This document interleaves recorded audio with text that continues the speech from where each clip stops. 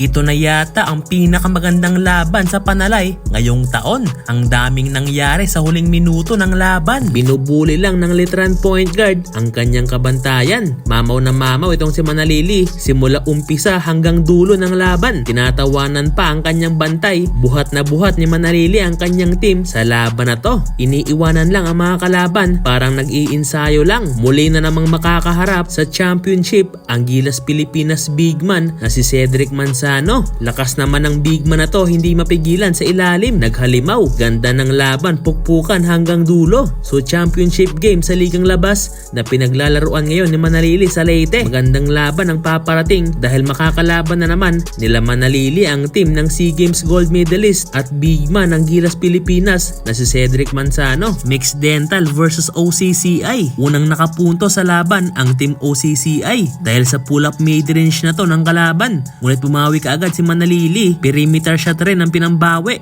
Napangiti na lang doon ang Letran point guard. Pero etong kanilang kalaban, napakaswerte, nakakuha pa ng offensive rebound, easy 2 points. Nakuha na rin Alarcon ng kanyang unang field goal sa laban. At eto namang si Manalili, binubuli lang ang kanyang kabantayan. Manalili!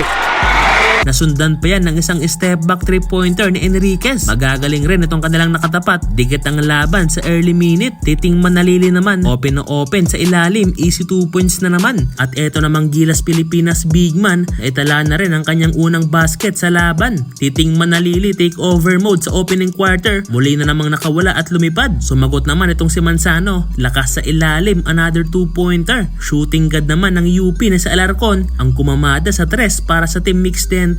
Pero etong si Cedric Manzano ayaw paawat. Sumagot na naman sa ilalim. Titing Manalili, what a nice pass from downhill to pointer. Manalili na naman, kinain naman ang depensa ng kalaban. Naghahalimaw na itong Letran point guard. 30-27 sa pagtatapos ng first quarter. Pabor para sa team ng OCCI. And 1 basket naman ang bungad ni Manalili sa pagpasok ng second quarter. Lamang na ng dalawa ang team Mixed Dental dahil sa 3 na to ni Alarcon. Lakas nitong UP shooting guard. Ngunit agad din namang nakasagot ng 3 ang kalaban. Pero etong si Titing Manalili, lumipad na naman. At sumunod niyan ay pumakawala naman siya ng 3-pointer. Buhat na buhat ni Titing. Grabe mga boss. Lupit din itong teammate ni Titing. Behind the back pass para sa kanya, easy 2 points. At eto pa, another highlight play na naman para sa Letran point guard. Ang kaso nga lang, hindi pa rin nila nagawang makalamang sa laban. Lamang pa rin ng 6 points ang team OCCI sa pagtatapos ng second quarter, 51-45. Present na naman sa laban ang Filipino boxer na si Casimiro. Third frame ng laban nang magpakawala na naman ng 3-pointer itong si Manalili. Grabe, buhat na buhat ang team mga boss. 6-0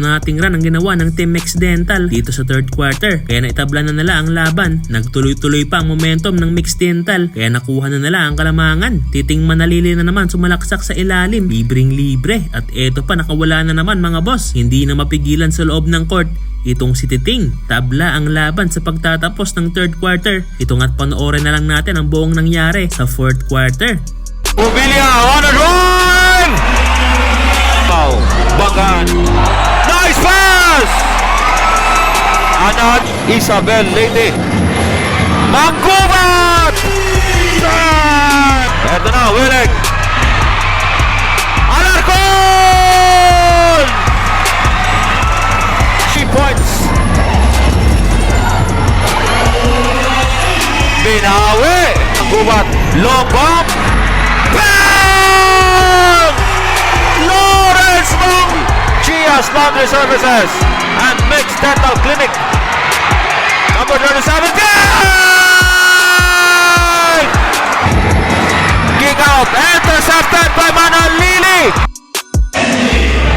Point guard mode.